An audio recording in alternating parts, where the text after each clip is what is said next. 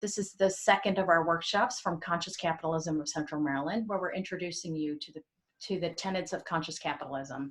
I'm the board president of Conscious Capitalism of Central Maryland, and we're excited to have 1776 be a strategic sponsor. 1776 is a network of entrepreneurial incubators that exist to help entrepreneurs succeed and reach maximum potential. 1776 hopes these workshops will bring a sense of connectivity and engagement. They have a vast resource of mentors and virtual programs to help entrepreneurs work remotely and safely. So thanks a lot to 1776. And now I'd like to introduce Onyemaechi Nweke. Onyemaechi is a public health practitioner, environmental scientist, federal regulator, policymaker, social impact advocate, and a business owner. She has 2 decades of experience working on policies and programs to help organizations adopt behaviors that promote well-being and health. She is interested in how for-profit entities could be more intentional about positively transforming people and communities as part of doing business, and how communities can partner with their business neighbors to co-create value. She has a doctorate in public health from Johns Hopkins Bloomberg School of Public Health. All right, thank you, Wendy. Can you hear me? I can hear you. Awesome. So good afternoon, everyone, and thanks for everyone who has taken the time to join us this afternoon. So here is what I'm hoping we can accomplish together by the end of this webinar. So if you're a participating business leader, I'm hoping that you will have at least one idea of what you can do differently to better orient your business to the needs of any stakeholder of your choice in your ecosystem. And then if you are a stakeholder, I'm hoping that you have at least one idea about how to encourage a business that you really care about to be better oriented to the needs of a stakeholder of their choice. Now, for us to get there, I have 3 parts to this event. I'm going to do a quick overview of what it means for a business to be oriented or not oriented to the needs of its stakeholders. And this is intended to help us curate a shared understanding of the concept of stakeholder orientation. Then we will invite our guest speaker to talk about the practice of it. During this time, you will have the opportunity to ask questions. So let's get started. I want to start with the definition of stakeholder. So a stakeholder is an individual, group, or entity, and the group can be a community. The entity can be another business entity that can impact or be impacted by a business doing what it does best, which is really executing its strategy and achieving its purpose. And businesses coexist. And I want to underscore the term coexist. They coexist with their stakeholders in an ecosystem. And I want to use a visual on the next slide to kind of convey this ecosystem concept. So usually you have the business and what we call the traditional inner circle stakeholders, which would be like your suppliers, your customers, your employees, and investors. And these stakeholders are what we call the primary stakeholders for most businesses. But the conscious capitalism framework demands a broader, more comprehensive view of this ecosystem, which means always including other stakeholders such as community, competitors, advocacy groups, special interest groups that are not typically counted as stakeholders by one-to-many businesses. And the importance of appreciating the extent of this ecosystem really comes from the value that can be produced when the needs and interests of all stakeholders are considered by a business. So how do you get to the point of creating value with and for all stakeholders in an ecosystem, in a business's ecosystem? Next slide. I would say that this is the unique value that is contributed by the conscious capitalism framework. Now, the practice of conscious capitalism advocates for businesses to be intentional. They have to be intentional, deliberate about understanding the needs and interests of their stakeholders. And not only in understanding the needs and interests of their stakeholders, but doing something about it and doing something with them. So there's the intentionality part, then there's the part about collaboration. And then it's also about doing that something about those needs that they've identified in collaboration with those stakeholders and as part of doing business. So it's not something that is set aside from how the business runs its operations. It is a process that is integrated into how the business runs its operations, how it achieves its purpose.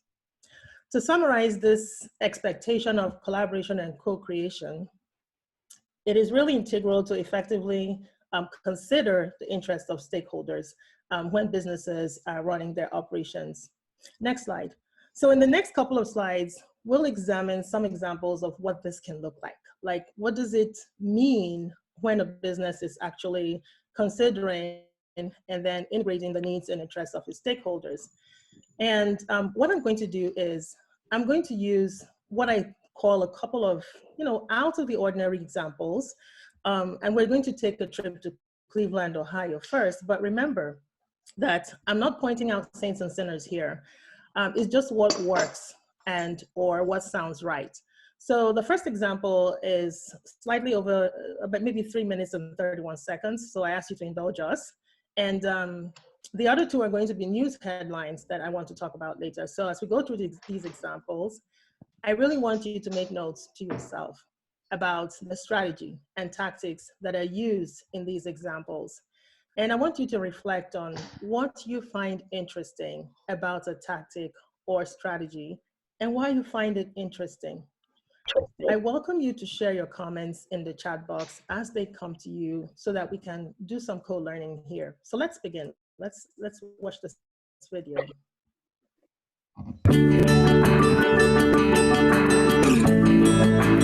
When the Cleveland Foundation began looking at opportunities to really tap into the economic drivers in the city of Cleveland, it was very clear that the University Circle was one of those areas. It's the cultural center of Cleveland, home to the Cleveland Orchestra and many of the city's museums. The University Circle area also boasts 3 powerhouses in education and healthcare: Case Western Reserve University, University Hospitals, and Cleveland Clinic. Back in 2005, the concept was simple. How do we corral the power of these institutions to help transform the impoverished neighborhoods surrounding them? The Greater University Circle neighborhood. We began looking at the neighborhoods around the campuses of these institutions and saw a unique partnership that can leverage the procurement power and economic engines of these institutions. That procurement power, an amazing $3 billion a year. The problem, much of that was leaving the area.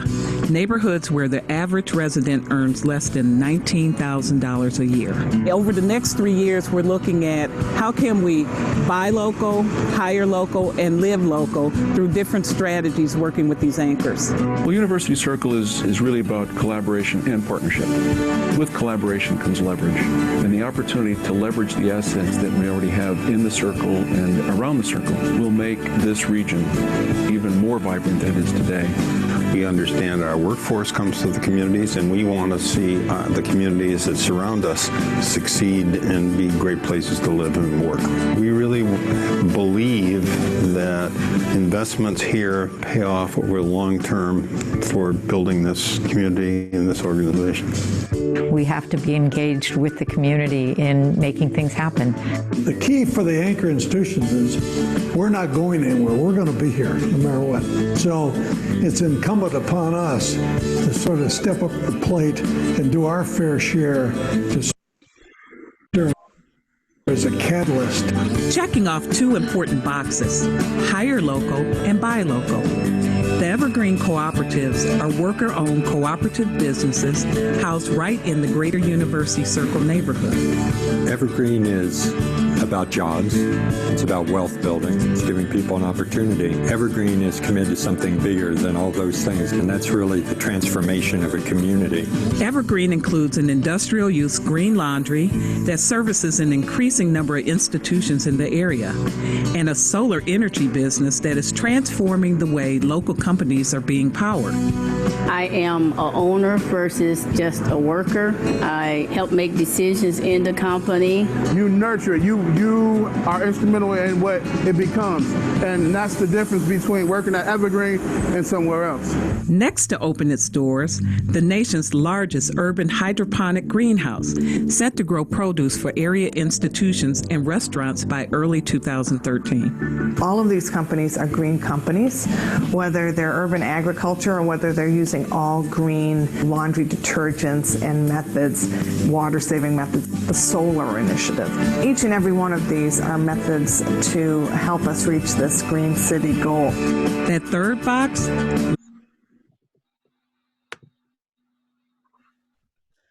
All right, so what happened in Cleveland in the video we just watched is quite extraordinary, I would say. And I will point out a couple of observations that you should think about, observations that I hope can trigger some ideas for you. So the first thing is they decided to improve the state of this neighborhood called the University Circle. So it's a community. And they decided to solve the big problem of economic deprivation for this community. Meanwhile, let's not forget that they are in the healthcare business. So they did not change their purpose to do this. They stayed in their swim lanes and they stayed focused on their destinations, but they brought the community along for the ride. So this is important because businesses may look at their stakeholder problems and think, this is beyond what I know how to do or what I'm primed to do. So thinking out of the box is quite useful here. The second point I want to make is that the three hospital businesses collaborated in this effort. So they came together. Now these are typically competitors, and it's not always that competitors think that they can work together. However, they came together. They came together to benefit their host community. So they have a shared stakeholder, and they came together to work in the interest of that particular stakeholder. So something to note, because some businesses might think they're too small to take on some of the big issues of our times or some of the social issues affecting a community where they reside. The question then is, can it be done using a collaborative model? And this model, what we just heard from Cleveland, Ohio, is suggesting that perhaps yes. Now I understand that these hospitals are quite big, so combined they had a procurement chain of about $3 billion. But still, just think about the power of bringing several businesses together to leverage each other's reach. So the other point to note is they took the community on as a business partner. And the support to the community came from giving out a part of their business opportunities to the community to create community wealth from within. This is integration. This is integration in that the work with community is built into the business strategies of these hospitals. And it's very different from creating programs on the side that are removed from how the business achieves its purpose. So we know about corporate social responsibility, we know about corporate philanthropy, and there's nothing wrong with those models. It's just that a distinguishing factor that I want you to note between those models and conscious capitalism is the integration piece. Let's move on. Live local is. Thank you. So the second example that I want to share with you is from Bank of America. As you know, one of the product lines of any bank is mortgages or homeowners loans. But we have an issue in this country where some groups, by virtue of their income level, are excluded from the home ownership market. So many would argue that this is a barrier to creating wealth in certain segments of the population, given how wealth is accrued or created in this country.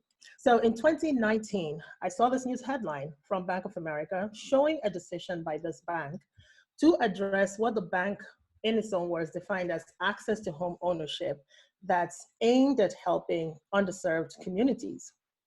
Now, from a public health and social justice perspective, because I do wear those hats as well, here we have a business strategy that targets the immediate issue of housing access, home ownership, and then the long-term, perhaps thorny issue of the wealth gap, which we know is a problem in this country and other parts of the globe.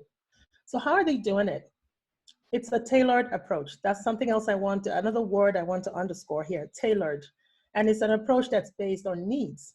So they remove the unique barriers faced by these population groups when it comes to home ownership. For example, in the article, they did mention that they were going to give grants to eligible borrowers of up to $10,000 to cover their down payment. So we know that down payments can be a significant barrier to home buyers. So I'm going to peg this one as out of the box thinking to solve a people or social problem. And this is being done by a business. And as a result, you have the business creating an expanded customer base and also the economic value that's going to come with the expansion of their customer base. So let's think about it. If the bank catered to the needs of buyers of homes that are priced at about maybe, let's say, $250,000 on average, for the $5 billion they've earmarked, that would help about 20,000 home buyers become homeowners. Now, imagine if other banks told this line of thinking. Imagine what would happen if this was scaled across the country. Next slide. Next slide, please. Thank you. No, the other one, go back. Thank you. So this third headline is from a Seattle company called Gravity Payments. And what this company is doing is that it's putting its employees' economic well-being first. So in the words of the CEO, Dan Price, his employees are partners in his journey being to achieve whatever purpose he has set out to achieve with his business. And by taking care of them, he is assured that he can get the best input possible from them. And it's interesting, in this article, he also pointed out the psychology of being valued as an employee and how that can be translated by employees as respect and appreciation by an employer. So guess what? They're now opening a second office in Idaho in these times, might I say. And the floor salary of that office is going to be $70,000. So it remains a standard across his organization. Now, I want us to think again for a moment about the ripple effects of the impacts of this action on the communities where this business decides to open shop. Okay, so let's move on to the next one. All right, so now we've seen what can happen when a business is oriented to the needs of its stakeholders. What about when it isn't? Well, things can go very wrong. And things can go wrong for both stakeholders and the business. Let's start with the first one, which is environmental pollution. Now, this is a classic example of what happens when a business fails to think about, prioritize, integrate the needs of its host community, society, or the environment. And this is a very common occurrence across the globe, including here in the United States. Another example of what can go wrong is when a business loses the social license to operate in a community. Now, the social license is like a tacit agreement between a community and any business that, you know, it's okay to operate in our community because we believe it's going to be beneficial to us and it's also beneficial to the business. So there's this mutual benefit thing going on when that social license is issued. And it's not a hard document, it's just an implicit agreement between the community and the business. But when the community's well-being or its existence becomes threatened by a business producing or achieving its purpose, the community can withdraw the social license to operate. Now, this happened about 2003 in Nigeria, which is a West African country, and it happened to a multinational oil company, and they ended up losing about $1 billion in damaged infrastructure and the cost of not operating for several months that year. Now, the cost of not operating ran in millions of dollars per day. So just add that up and begin to imagine how much loss they had to experience because they were simply not concerned about their community stakeholder and were not integrating the needs of the community as well as the environment into how they did business. And might I say that there were also significant losses of life in the affected communities. So there were negative impacts on either end. The third example that I have here is very common as well. So once in a while, when you open your news headlines or your news magazines, you read or hear about food poisoning that is associated with a restaurant, and that you might have food poisoning that's caused by poor quality produce. We've heard about contaminated lettuce. We've heard about contaminated raw meat. Or you might actually have sick employees who do not have paid sick leave and so have to work sick at the risk of infecting customers. So here you're dealing with a business stakeholder relationship that is not optimized, whether that relationship is with employees or whether it's with suppliers. So again, think about the impact of these types of decisions on the organization's bottom line. So there's also a negative ricochet effect, if you will, on the business. So I want to spend a little bit more time on that particular example, because I want to point out that when it comes to communities, there are one too many examples of sick communities. So it's not just about employees or customers. It's also about communities that get sick. You have communities where people live in a toxic soup that has been created by their corporate neighbors, and it has health consequences. It's the same issue. The impact of a business that has not integrated into how it operates the needs of its community, the environment, and even society, especially when you begin to think about how the costs of business accrue. Last example of a negative impact of businesses lacking stakeholder orientation is income inequality. This is a big social disease in any society that wants to make progress, but this happens because we have one too many businesses in the larger ecosystem. So you can think of the universe of businesses in larger society that maintain and benefit from a culture, a business culture that creates and or perpetuates inequities in the distribution of value, the economic value, for example, that is produced from a business. And the result is business leaders, you have the business leaders' share of the value pie increasing constantly, it's only increasing because the pie slices of the stakeholders, especially employees, are getting smaller. So if you have enough businesses operating this philosophy, then you start to have the types of cumulative outcomes that you see in some communities, like a diminished tax base, poor quality education from under-resourced school. Because if you're paying people low income, then what's happening is they're not paying enough taxes, so the community purse gets smaller. And then because you have these under-resourced schools, education, the quality of education is poorer, and then perhaps eventually a poorly skilled workforce pool, which means that employers in that space have to actually spend extra money to go out and import the skills that they need to run their organizations effectively. So let's look at some headlines. I like to use news headlines to put a little bit of a realistic face on these issues. So let's look at some of the headlines. So in this example, the headline is pretty self-explanatory. I don't have to say it anymore, but this is supposed to describe the perception of a supplier about the relationship this supplier has with the business that they're working with. So the supplier in this case is a grower of chickens. So this is a farmer, and this is how the supplier perceives the relationship that it has with the company it supplies chickens. I don't think there's much else to be said here. And you have to wonder about the investment that can possibly come when a supplier feels like they're in the red and they're drowning in order for them to meet their contractual obligations. Again, an unhealthy relationship. The second one, next slide please, thank you, is a recent headline about a fast food restaurant that was slapped with a significant fine of $25 million. The underlying issue here, based on news reports, was sick employees who could not take sick leave. So I just imagined, even if the sick leave for those employees would have cost $100,000, they would not pay the fine. They would not pay $25 million if they had spent $100,000. The two are incomparable.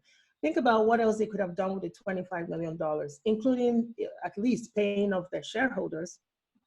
So, and there are other potential costs that are not reflected here, such as the cost of litigation. If customers get sick, and in some instances, people actually die from these situations, they'll sue. And then the company might end up paying damages. Then there's also loss of trust in the business and the loss of clientele that follows, and so on. So the last but not least example is one that I have borrowed again from Nigeria, the West African country. And I call this spending all day in the glow of a bonfire called a gas flare. And this is the type of impact of some oil companies in parts of the globe, such as Nigeria, on their host communities. This can only happen when an oil production company has not integrated the best interests of the environment and the community in how they achieve their purpose. So how can businesses do better? How can we do better with stakeholder relationships is a good question and a big one. Well, a starting point is the framework or business philosophy for the organization. And you're going to hear some of that from our guest speaker. And if you participate in the rest of our series, you'll also get to hear more about this. Conscious capitalism offers such a framework because it is about the purpose of business being about improving society, people, and the planet. And all this is achieved by leading consciously. Lead consciously, creating a conscious culture, as well as integrating the needs of all stakeholders. Conscious capitalists believe that if you create value, the profit will come, the profit will follow, and they create value by integrating the needs of all stakeholders. To borrow John Mackey's explanation, and John Mackey is the founder of the movement, and he is the CEO of Whole Foods. This is about making that value pie. If you think of a value pie, let's call it the economic value pie that comes from business doing what it does best. If you make it bigger, everyone gets a bigger slice. Everyone, all stakeholders and the business. Next slide. So far, we have explored stakeholder orientation by examining what is possible when it is or is not done. So next, we're going to take a look into the practice of it, and we're going to do this with an organization that is doing stakeholder orientation. So we'll now turn to our esteemed guest, Nneka Chiazor, who is the Regional Vice President for Government and Public Affairs for Virginia and North Carolina for Cox Communications. Now, I'll introduce you to her because she's pretty special.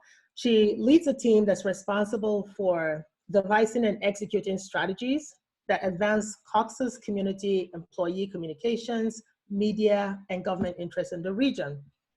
Now, before Cox, she was the Vice President of Policy and Government Affairs for Verizon Communications, where she was the leading advocate before Congress and several government agencies on a variety of policy areas, including supplier diversity, public safety, network resiliency. Nneka is committed to doing well and doing good, and she's very active in numerous civic and business organizations. The list is endless. She's on the board of directors for Virginia Cable Telecommunications Association, for example. She's also received notable awards and recognitions, and among these in 2019, she was actually named by the Washingtonian magazine as one of the outstanding women in Washington, and was recognized by Engaging Black America for her commitment to diversity and inclusion. Nneka is an alum of Harvard Business School, and she lives in Virginia Beach. If you want to know more, ask her about surviving a wild goose attack. So without much ado, I'm going to call Nneka, our oracle for today, to join us, because she's going to share some wisdom about the practice of creating value based on appreciation for the needs and interests of stakeholders. This is the how does this happen behind the scenes conversation. So let's get to it. Nneka, it's a pleasure to have you with us. You're welcome. Thank you very much, Mechi. And trust me, I didn't have a conscious capitalism discussion with the wild goose that attacked me, but that's for another day. That's for another day. Sure. The goose won, by the way, but I survived. I'm so happy. I survived. Well, first of all, I want to say thank you to C3MD, to the conscious capitalists who are on this live Zoom session, to 1776, to all the business owners who are on the call, to all those who are business minded that are on the call, to all those who are on the Zoom session, to all the entrepreneurs, to all those who are entrepreneurial at heart, to all those who are conscious. And to be conscious, what does that mean? It means to be aware of one's surroundings and to respond to one's surroundings, right? That is the call that we have as people right now. So I want to say thank you for receiving me into your community today, because this is a community, and it's a community right now of 34, 35. I can't see everyone. I wish I could, but I can't. Thank you for having me. I'm looking forward to this conversation. Mechi is one of, I should say Dr. Nweke is one of the brightest minds that I know. At the onset of this pandemic, I think that was back in February, I was trying to make sense of a lot of things that were going on. And I think I just called you randomly. I'm like, okay, what does this mean? And we talked for 2 hours. And a lot of the things that she shared with me then are still with me. So thank you for putting me in the right headspace. Pivoting to today, this is a real lovely conversation. And what makes it so lovely is I can talk all day long about what we're doing at Cox here, because this is what we do. It's not an ad, it's not a PSA, it's in our DNA. And as someone who is of Nigerian descent, even though I was born in St. John's, Newfoundland, don't hold that against me. We believe if you're of African ancestry, in paying homage to those who came before you and who helped raise you. And so at Cox, we're a village. And in the spirit of honoring those in that village, I wanted to start by going to the next slide and talk about bringing us closer. And that's who we are at Cox, right? Today, Cox, we are about what are we doing as a company to bring us closer?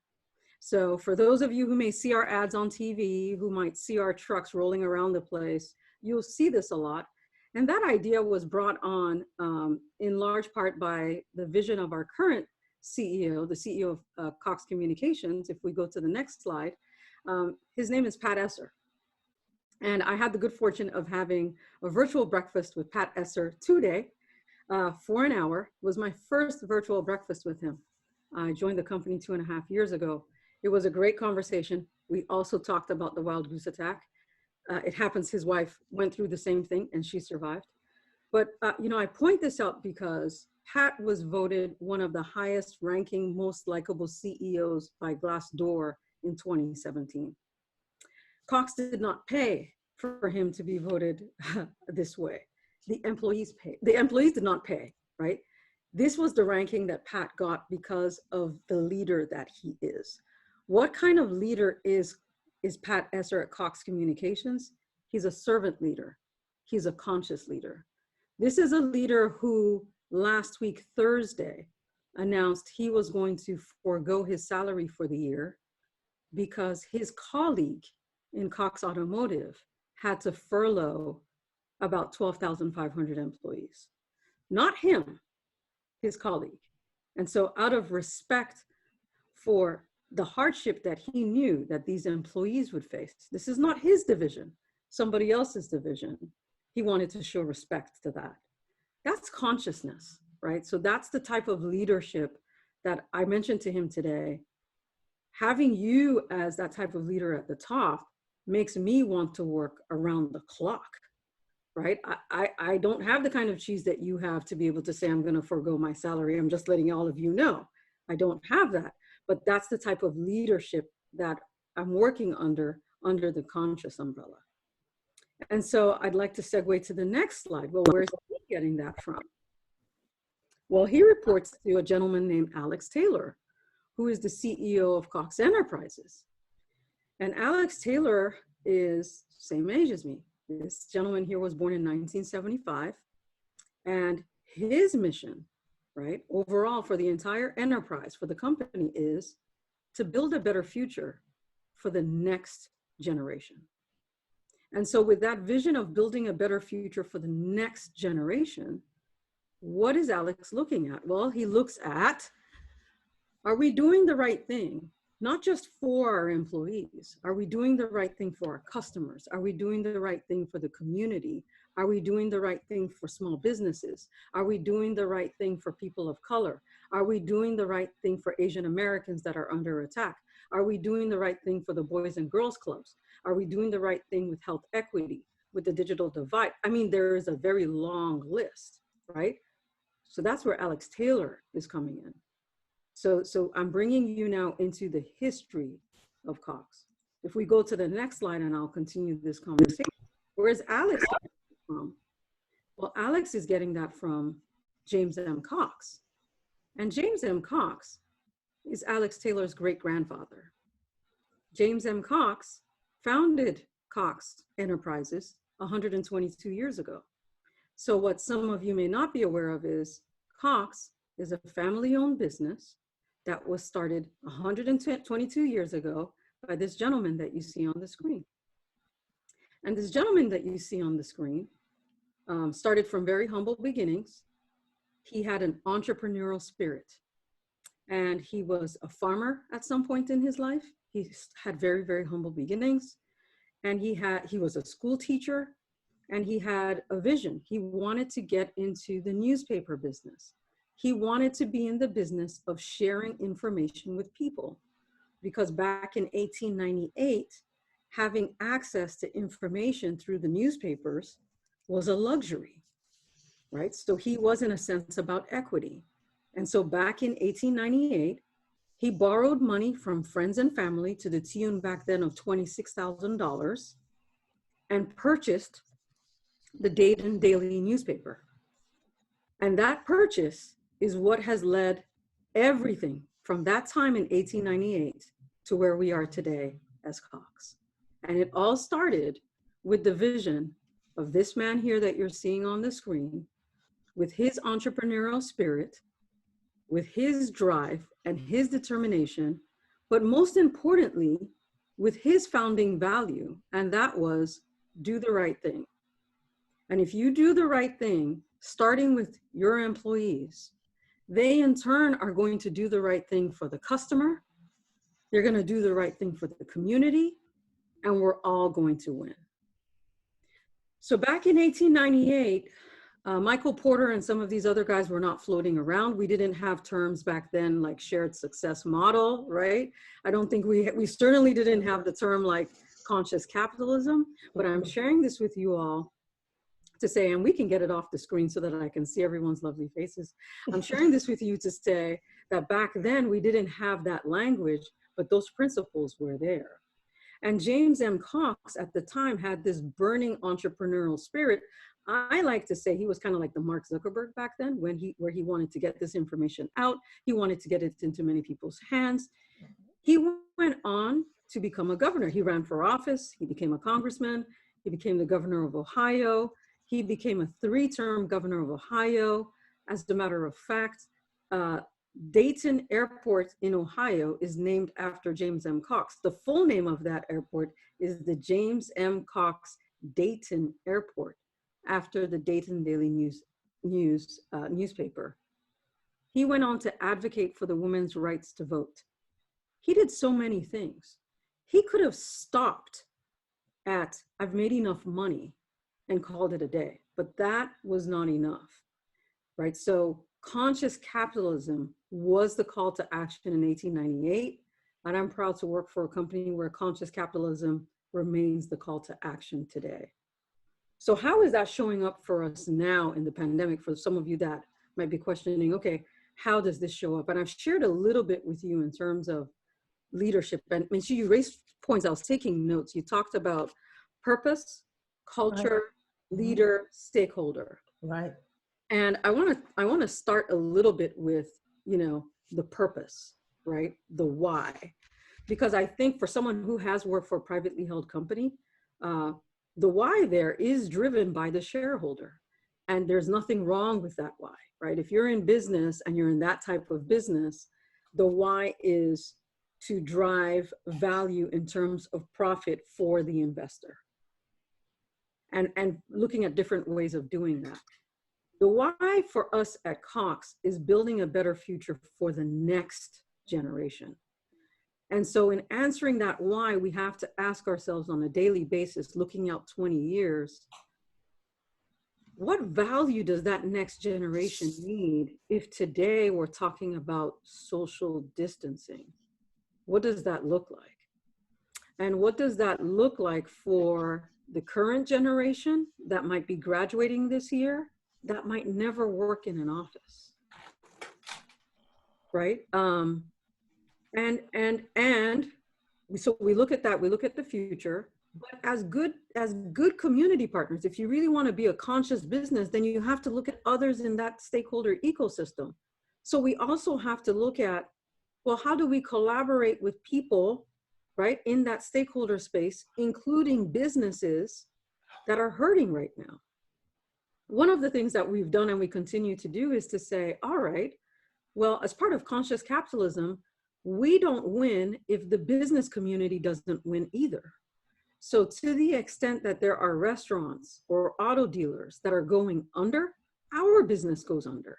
If they can't pay their bills, we can't pay our bills. So there's no point in saying we're going to disconnect your service. That's foolish. right? So one of the things that we did, and others in the community, others in the industry started doing the same thing, is we said, we're not going to disconnect your phone. If you're a small business, we're not going to disconnect your service. We went a step further. We said, no, you know what? We are going to start to advertise for these businesses, and we're still doing that now, to let people know that businesses are still in business, right? So that's free PSAs, free advertising.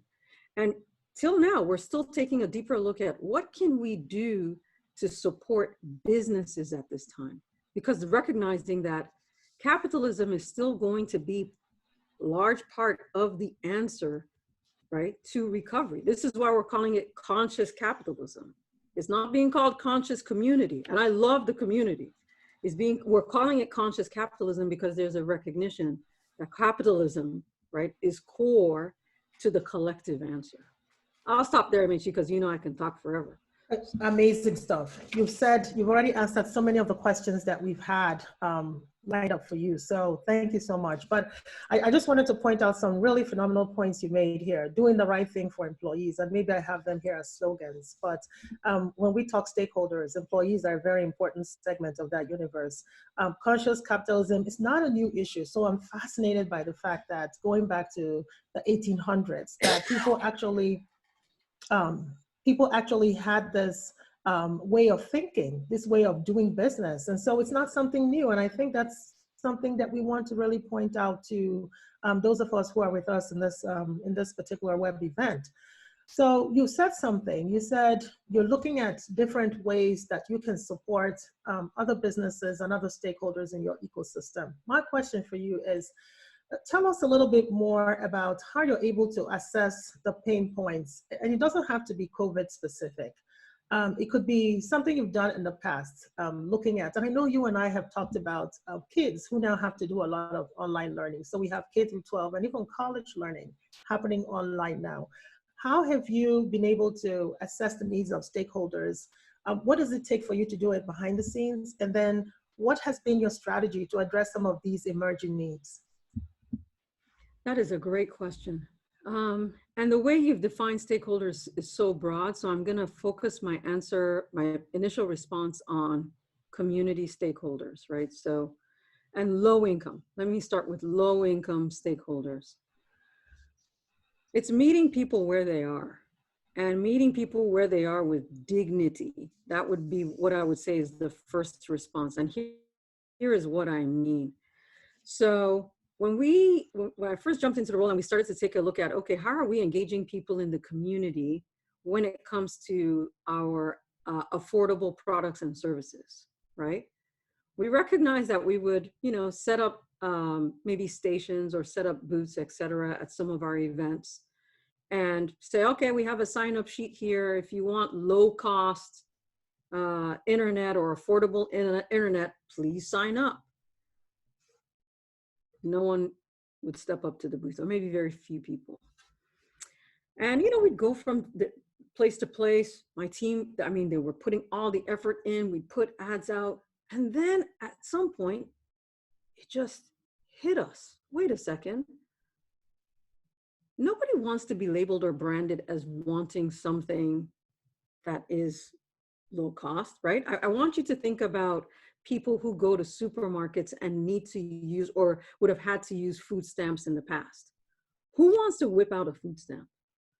Nobody, right? So then it turned to, well, how are there other ways that we can get at this? And we started reaching out to people in the community to say, okay, instead of doing an open call to these folks, why not go to where they go for support? And we started going to faith-based communities to listen to those leaders in those communities to say, what do you hear from these groups? And they told us. And then we started making adjustments to how we reach out to them, right? We started going to certain civic organizations like the Urban League, like the NAACP, and asking real deep questions. We started having smaller focus groups with some of these folks to say, how would you like to be served? Right? And that started making a difference directly now in the communities. So fast forward to the pandemic hit, now reaching out to some of these communities, we're not unfamiliar.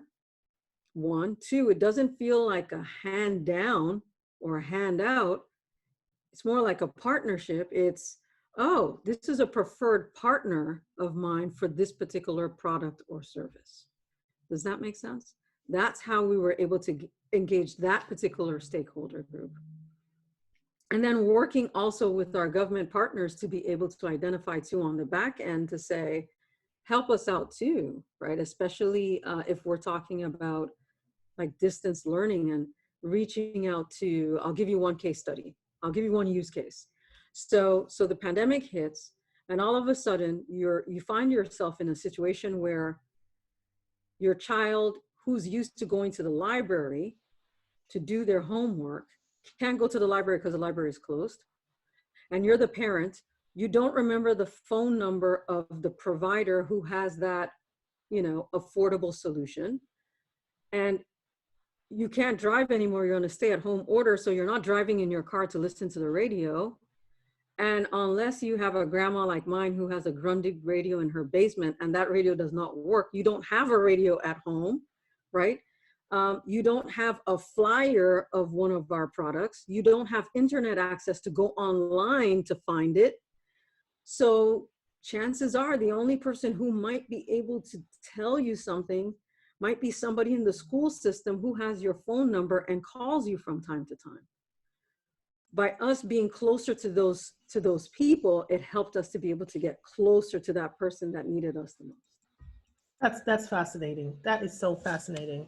So you have this organizational strategy for being in tune with these different needs. I'm just wondering, how do you keep up? Because there are some people in the audience who are business owners, some of them small businesses, so maybe they don't have quite the bandwidth that you do.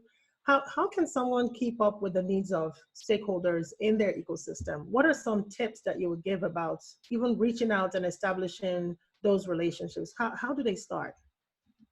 I would say it's three things, and I'll focus on those who are there. The nonprofits, there's the nonprofit side of this and the for-profit side of this. So let me speak to the folks in the profit space, okay? Because the folks on the nonprofit or in the nonprofit world, the community world, they truly understand what collaboration means because they live it every day, okay? And it's in their DNA. If you're on the for-profit side, so I'm going to pick on a company that I saw in the chat. I think it was Pillar Company. You're an event management business. You do event management for, I would say, the public sector. So if you're in the event management space, you may not necessarily be accustomed to doing event management as a nonprofit. Chances are you're on the nonprofit side. It now becomes a question of not just collaboration, but co-opetition, especially at this time. Who can you collaborate with? Who are you competing with that you can collaborate with? And that's what I mean by co-opetition. There might be a competitor of yours right now that has a core competency that you don't have, or you have a core competency that they don't have. But in this unique time, if you come together, you might be able to reach a particular stakeholder group or create a brand new one that you didn't even realize existed if you join forces. I love it. The power of partnerships. Yeah. So I know Wendy has a question for you as well, coming from the audience. Wendy? Thank you. So I just want to share this question that we have from Deirdre. What is a channel to encourage innovation internally? This is a tremendous example of a huge pivot, and you needed to have some kind of conscious culture already established. Do you have open communication or a system for thoughts and ideas? This is an awesome question. So I think the question Deirdre is asking is intrapreneurship, right? Entrepreneurship is creating value and innovation outside. Intrapreneurship is creating that mechanism within your organization. And we do have that. We have an employee resource group that we created a few years ago called Thrive. And its intent is to do just that, provide a platform for our employees to be able to channel their innovative ideas and bubble them to different executives within the company. So there is that. We also have leader councils, and any organization can do this, by the way, no matter your size. It's similar to 1776, where we have councils that meet and we set up like project teams and they come up with ideas. And again, they present these ideas to the full group. They're voted thumbs up, thumbs down. The ones that are voted thumbs up, resources are dedicated to it, and it moves on. So I hope that answers your question, Deirdre. Absolutely, it does. It does, and I hope so too, Deidre. I'm answering for you because I was just nodding my head as she was speaking. So, Nick, I know that there's a lot of shift right now in stakeholder needs and demands with what's going on in the business community, and and some businesses have to pivot. They either have to rethink their purpose or they have to reimagine their strategies. And I wonder if you have any nuggets, any tips for them about how they can go about this, bearing in mind this framework we've talked about today, which is a conscious capitalism framework. How can they move forward and then integrate these concepts into their pivot exercise? I know this is a precarious time for all of us. I don't want to leave anyone out of the equation. I don't want anyone to walk away thinking, oh, we're big and bad at Cox and we're not hurting. No, everybody is hurting. I think part of the answer lies, I call it the 3 R's. We've all been through the response phase, right? So it's been, how do we respond? How do we address? We're going through recovery. The 3rd R I'm encouraging everyone to think about is repurpose. How do you take the values and the assets that you have and repurpose them to suit that future need? Something prescient happened to me last night. I'm one of those, I'm spiritual, I believe in God. And I was listening to a seminar last night and the person talked about how the miracles that have happened based on what already existed or already within your domain. And I started thinking about that in the context of business. What is already within our possession? What assets are already on your books that could be repurposed? Someone here asked the question, who can you collaborate with? Who is your competitor? Well, think again about complementary assets. You know, how can you repurpose what you have that might be complementary with what somebody else has, right? In today's terms, we would call it a merger. But let's think about repurpose. A company that comes to mind would be Republic Restoratives Distilleries. So this is a company that was focused on distillery. And at this period of time, they repurposed one of their assets to start to offer hand sanitizers. There's an organization in Hampton Roads where I am called Mask Force. And what are they doing?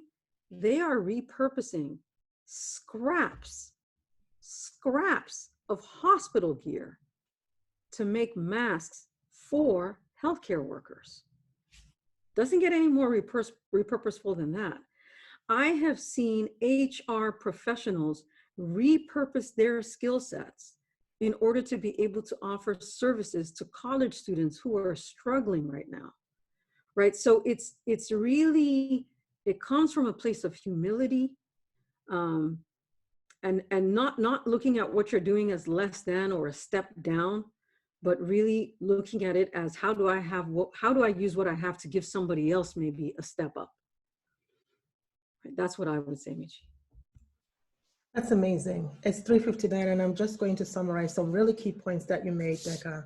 The first is repurposing, having to rethink purpose, and humility, using humility as a stepping stone or creating that environment of humility within your organization so that you can have the space and the I would say the mindfulness to appreciate what the needs are, and not necessarily viewing what you have to do as a step down, but viewing it as an opportunity to do something for others. I also noted here that you asked for them to take account of their assets. What do you have in hand? What do you have in hand? And then the other thing is not only what you have in hand, but how does what you have in hand align with another asset that another organization has? And how can you bring those two together and leverage each other's assets? And then the last thing I wanted to point out is, we go back to the example from Cleveland, Ohio, then we can begin to think about how they came together, and the premise of coming together was really the stakeholder, the common or shared stakeholder that they all had. And so by coming together with the stakeholder being the focus to solve a stakeholder's needs, they were able to figure out the best way for them to come together to leverage each other's assets to do something phenomenal. So it boils down again to thinking about people, places, the planet. So without I don't think I can add anything more to what you've already said. This has been an amazing discussion with you, an amazing conversation. I do want to thank you for joining us today.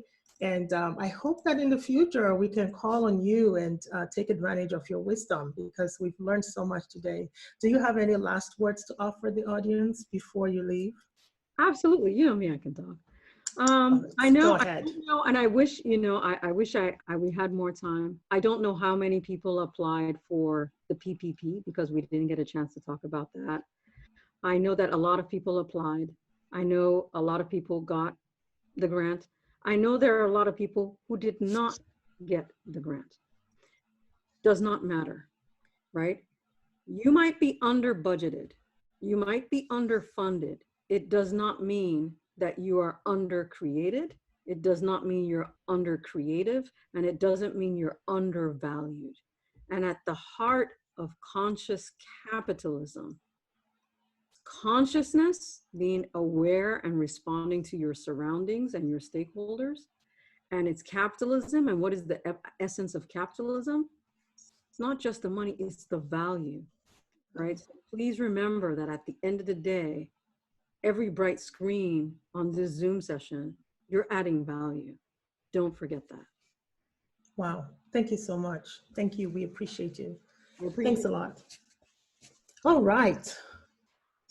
So there's nothing anyone can add to that, not from my end anyway. Words of wisdom.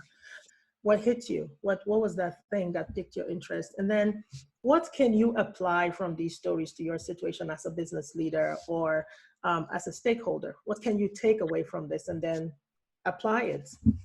I cannot end without saying, and I think this came up over and over again as we, talk to each other during the breakout sessions. And when you heard our guest speaker, Nneka, talk, this came up over and over again. And this is the issue of collaboration. So the imperative for collaboration between business and its stakeholders is that together they're able to do the things that neither can achieve alone. So despite the circumstances that are prevailing right now, just being able to think outside the box, look to that neighbor or that competitor and ask what is that person's or that group or that stakeholder's pain point, and what is mine, and then what are the opportunities for synergy. So it's going to require people just taking some time to rethink.